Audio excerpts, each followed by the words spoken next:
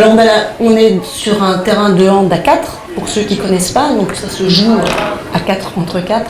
Et avant d'aller plus avant dans ce dispositif commun d'apprentissage qui, quelle que soit la stratégie d'apprentissage qu'on ait choisie, c'est-à-dire un obstacle à franchir ou s'émanciper ou s'affranchir des aides, il faut, à mon sens, passer par une mixité réfléchie. Tout à l'heure, Loïc nous en a parlé rapidement. Moi, c'est un point de départ dans mon enseignement du handball et du chant 4. Enfin, je n'enseigne plus que ça, donc c'est pour ça que je ne dis pas les autres chants, mais comme je n'enseigne plus que ça aujourd'hui, c'est pour ça que je me restreindrai à ça. Donc par rapport à ça, forcément, le rapport de force doit être équilibré entre les équipes, mais aussi au sein des équipes qu'on peut avoir de niveau hétérogène, on va faire en sorte que chaque numéro 1 d'une équipe est à peu près le même niveau. Ce qui fait que quand on en a un qui passe dans les buts ou un qui passe remplaçant, le rapport de force reste équilibré sur le terrain.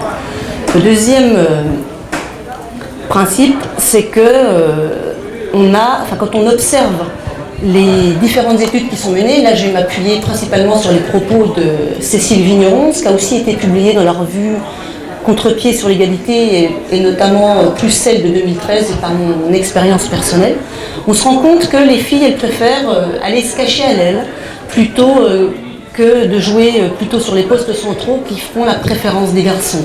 Donc par rapport à ça, moi je propose qu'un handball à 4, là vous avez beau chercher, il n'y a pas d'ailier, donc les filles ne pourront pas s'y cacher, ou peut-être les élèves les moins sportifs, et on imposera aux élèves de jouer sur la base avant et sur la base arrière, pour que tous puissent effectivement ressentir les joies de toucher beaucoup de ballons.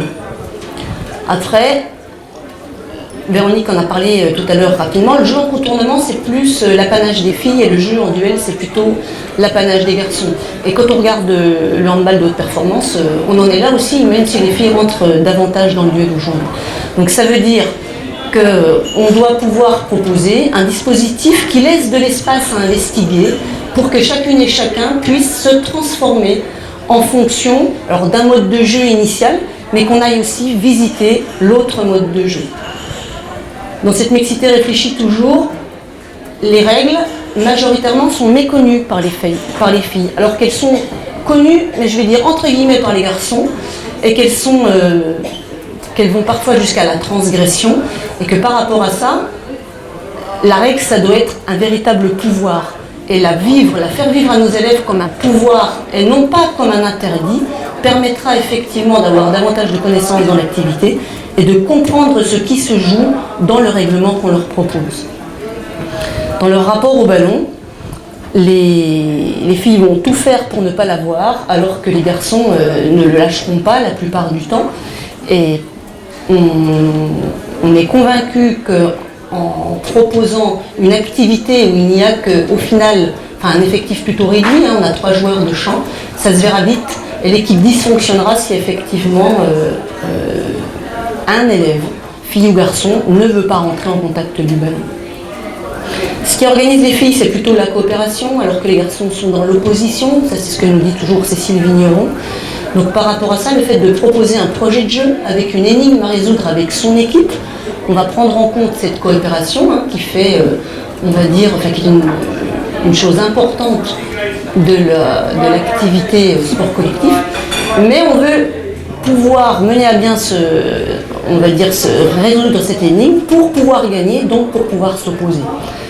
Et on aménagera notre match avec des temps de concertation.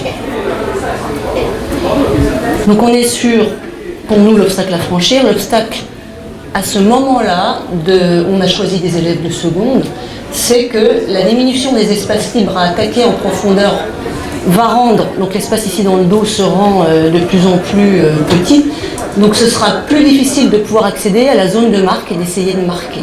Donc l'énigme qu'on propose à nos élèves, c'est de comment s'organiser collectivement pour trouver des solutions d'accès à la marque face à ce nouveau dispositif défensif, et qui répondra au projet de jeu suivant. Je m'appuie sur les travaux de Jérôme Visioli.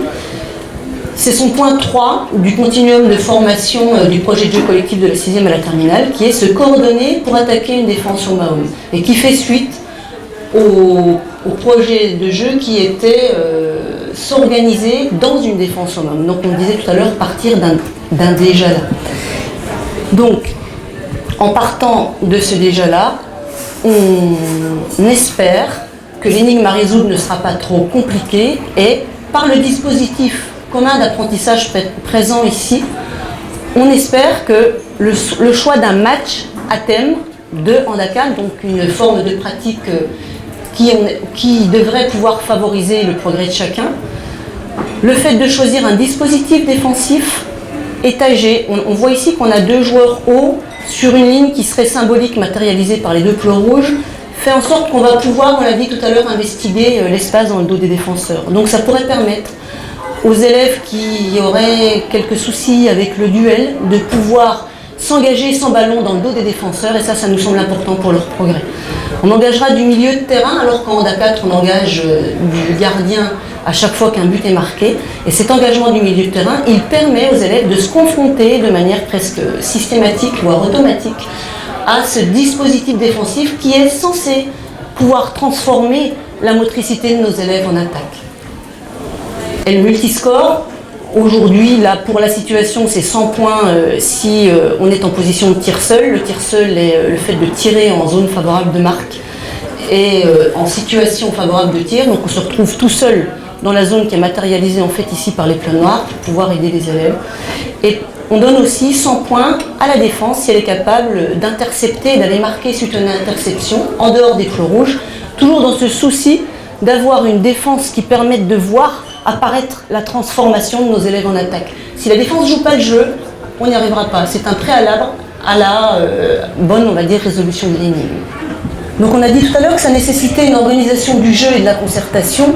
Donc on pose tout le temps, au début de chaque séance et de chaque temps de jeu, des questions pour pouvoir participer à ce projet de jeu et de répondre en partie à l'énigme à résoudre. Dans la situation qui vous est proposée aujourd'hui, on sera sur les 2 questions suivantes. On va travailler de manière plus spécifique ce qu'on attend de ce joueur-là, le joueur qui se trouve être le pivot. Et les questions qu'on posera à nos élèves, c'est qu'est-ce que peut faire le pivot pour réaliser un tir seul et que peut faire le pivot pour aider un partenaire à prendre un tir seul. Alors le temps passe et je vais accélérer.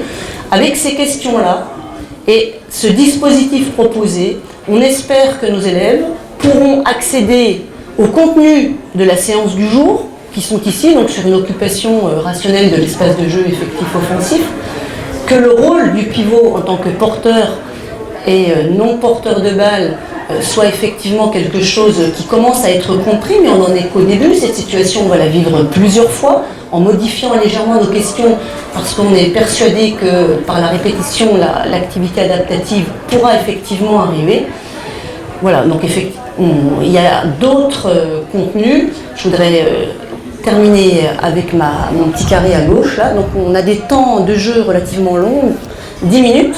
Donc le Honda 4, il a la particularité de pouvoir se jouer sur 3 terrains en même temps, ce qui fait qu'on a des élèves qui vont jouer 3 à 4 matchs par séance, soit 40 minutes de jeu. Ce qui nous semble important pour pouvoir arriver à accéder à nos contenus.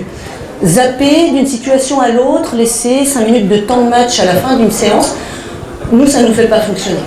Donc, on décide de rentrer par les matchs à thème. Je vous invite à lire l'article de Jérôme Visoli sur le match à thème qui a été paru dans la revue Enseigner le PS en 2017, qui est vraiment très bien fait et qui donne plein de pistes.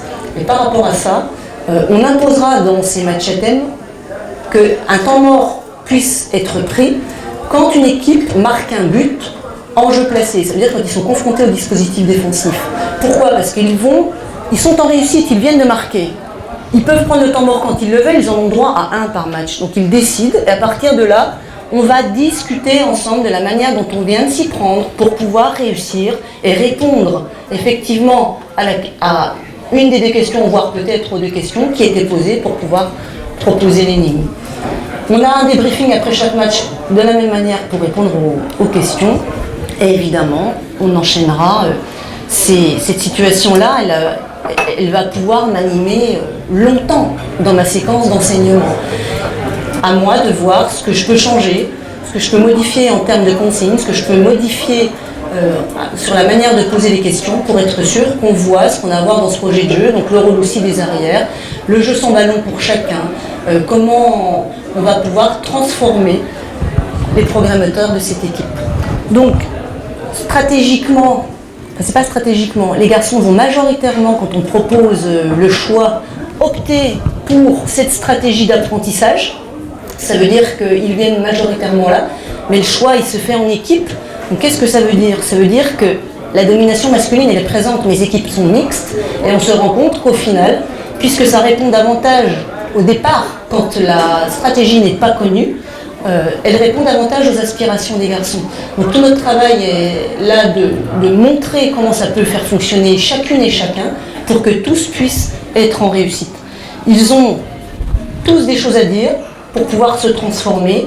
Et à partir de là, en faisant fonctionner nos compétences motrices, certes, mais méthodologiques et sociales dans cette situation d'apprentissage, on arrive dans la manière, dans ce choix d'obstacles à franchir, à les transformer. En tout cas, on essaie.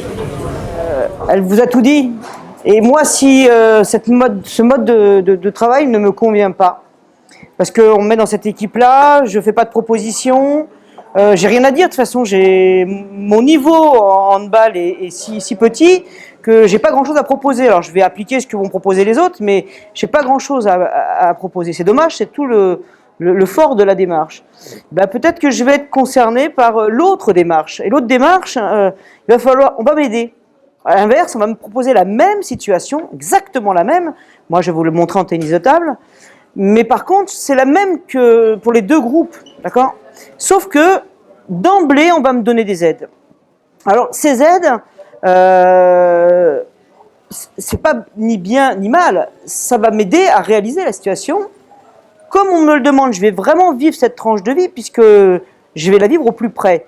Par contre, si je veux me garantir et si je veux pouvoir affirmer haut et fort que je sais faire, c'est passé dans mon action, il va falloir qu'au fur et à mesure que j'apprenne à m'affranchir de ces aides, je vais les lâcher au fur et à mesure que je vais construire la petite histoire d'acquisition qui va me permettre de remplir la grande histoire de cette situation.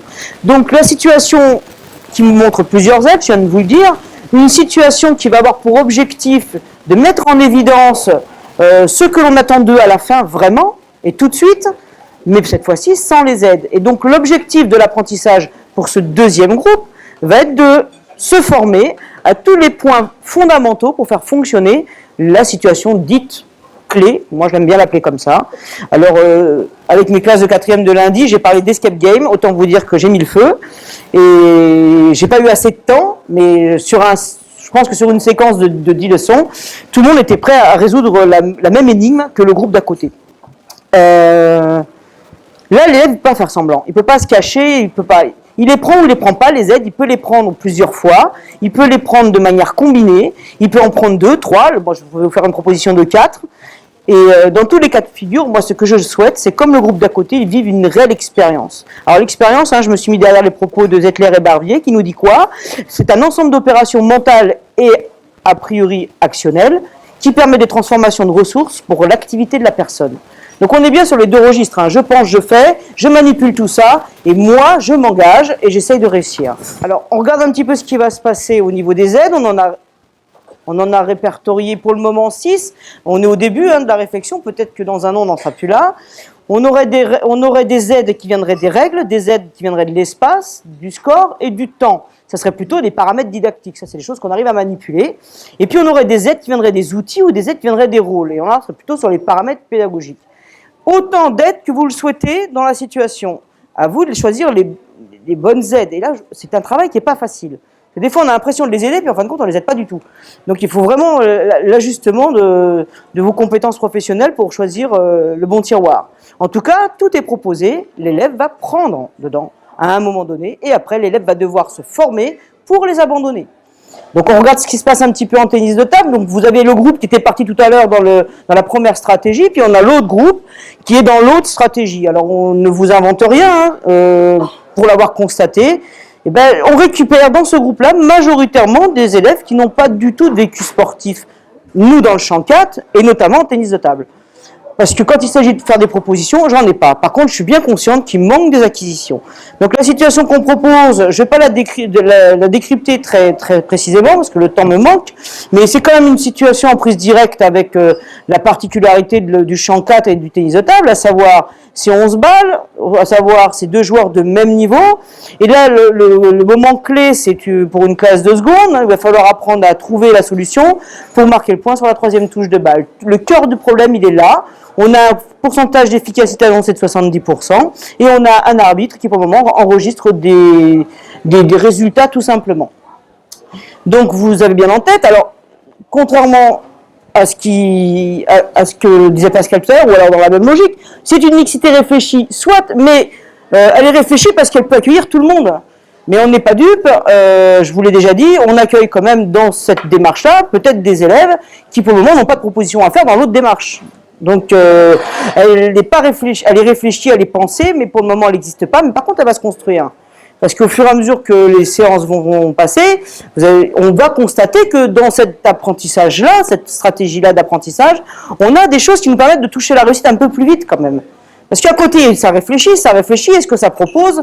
Moi, des fois, je me dis, ça propose pas tant que ça. Et puis quand ça propose, est-ce que ça réussit? Ça réussit pas tant que ça non plus. Donc là, on part de ces aides et donc du coup, la réussite va apparaître. Si tu veux bien, voilà, le cœur du problème est là. Donc on est sur notre restore, hein, les règles, l'espace, le score. On a essayé de trouver un acronyme. Il n'est pas très glorieux, mais on fait ce qu'on a. Et on va peut-être changer les données. En tout cas, nous là, en tennis de table, moi je vous proposais le réseau. Bon, pourquoi pas. Donc sur cette situation qu'on a bien proposée, je propose à mes élèves de servir plusieurs fois. Là, c'est l'aide règle. Tu as le droit de servir plusieurs fois. 3 fois. Alors, pourquoi 3? Pourquoi pas 4? Pourquoi pas 5? Moi, je me dis 3. Les élèves ont tendance à dire, bon, 1 fois, d'accord, 2 fois, peut-être, 3 fois, admettons. Après, ça fait beaucoup, madame. Sur la question de l'espace, on va imposer un placement à son adversaire au service. Pourquoi? Pour créer ce petit retard. Vous savez, pour marquer la balle marquer le point en 3 touches, il faut prendre énormément de risques au service. Donc si on ne donne pas un peu de facilité là, ben on risque de ne pas y arriver. Donc voilà, on va les aider à prendre du risque au service en mettant un peu de retard sur le relanceur. La troisième aide, c'est utiliser le score bonifié, qui a très très bien marché avec ma classe de 4e. Parce que là, on met en évidence la qualité la résultante du point. Selon que je marque directement en 3e balle, ben, je prends mes 100 points. Si je marque sur faute de l'adversaire, ben, j'en prends 10 quand même, parce que peut-être que ça a quelque chose à voir avec mon service, etc., etc. Voyez-vous? Et là, les élèves vont faire un cumul et vont faire leur ratio d'efficacité sur les 1100 points. Et la dernière chose, c'est les outils.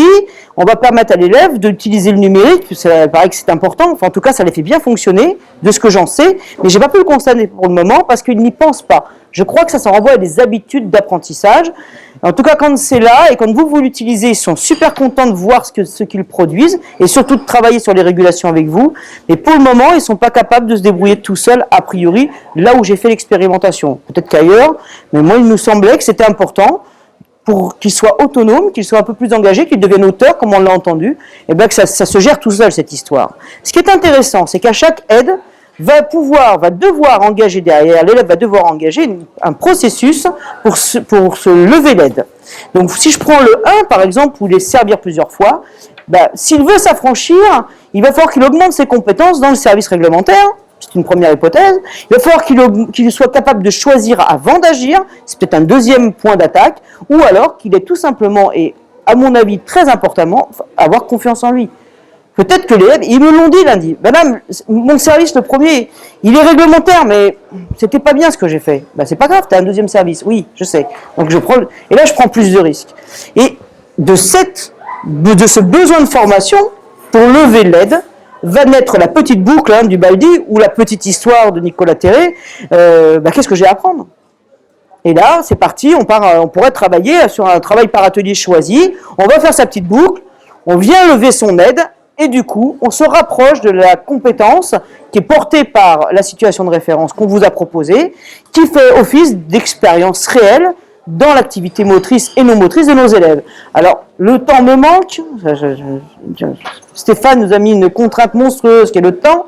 Même dans le champ 4, on sait, mais quand même. Mais si vous prenez le temps de lire à chaque aide, il est de notre responsabilité en tant qu'enseignant de voir quel est l'impact qu'on va avoir sur l'élève pour qu'il puisse lever l'aide. Et on a essayé de dire les choses, hein. On va augmenter les compétences, bien sûr, motrices avant tout, mais aussi on va être capable de prendre ses responsabilités, mais aussi on va leur demander de gagner en autonomie. Et là, moi je me suis adressé à des classes de 4e, il me semble qu'au travers de la démarche de cette aide, et de cet affranchissement à l'aide, on va pouvoir se positionner dans le domaine du socle. Peut-être, parce que là, ils ne pourront pas tricher. Hein. Ce ne sera pas que des phrases, ce sera des actes. Vous voyez bien que ces élèves-là, une fois qu'ils vont lever les aides, grâce aux petites boucles, eh bien, le projet de jeu initial va commencer à se réaliser au plus près d'une réalité, à savoir, dans le champ 4, face à une opposition, sans aide et de manière stable. Alors c'est une démarche qui est longue, mais pas plus longue, je pense, que l'autre stratégie, parce qu'il faut prendre l'habitude, il faut se donner le temps pour apprendre, il faut se donner le temps d'essayer, ça laisse toute sa place à l'erreur. Ben, c'est pas grave, c'est pas encore bon, j'y retourne. En tout cas, ce va-et-vient entre ce que j'ai à apprendre et pourquoi j'ai à l'apprendre, il est complètement cohérent, et l'élève n'a pas du tout de mal à s'y retrouver. Par contre, l'enseignant, c'est pas facile. Parce que là, on va avoir des petites boucles sur des stratégies différentes, avec 2 groupes d'élèves. Je ne vous cache pas que c'est un peu sport. Mais au final, on a des élèves qui, au départ, sont filles-garçons séparés. Et au fur et à mesure qu'on se rapproche de la réussite de la situation de référence, ben vous allez voir que les petits bonhommes et les petites bonnes femmes, elles se mélangent là. J'avais du vert et du orange bien séparés lundi. Et au fur et à mesure de la leçon, ben ça commençait à se mixer. Alors, ce n'était pas suffisant. Mais je pense que sur 3-4 leçons, j'aurais pu ces 2 groupes bien séparés dans l'espace et dans les acquisitions et dans tout. J'aurais des groupes de stratégie. Alors après, est-ce qu'ils vont pouvoir changer de stratégie? J'imagine que oui. C'est pas tout à fait mûr dans ma tête, mais ça va bientôt venir. La situation de résolution de problème, j'y viens pas. Hein. C'est exactement la même chose qu'en handball. C'est la même logique. Là, ce qui nous intéressait, Pascal et moi, c'est de bien vous montrer qu'il y a, s'il y a 2 manières de faire pour atteindre un objectif commun, autant ne pas s'en priver. J'ai mis l'hypothèse que c'était les filles d'un côté et les garçons de l'autre, je ne me suis pas trompé lundi, mais par contre je suis intimement convaincu que c'est par manque d'habitude et de connaissance de la démarche. Parce que quand ils vont se confronter à leur 22% de réussite, ce qui était en moyenne, ce qui apparaissait lundi, 22% de réussite des 2 côtés, ben ça a peut-être déclenché un changement de côté. Et je ne sais pas qui vers qui.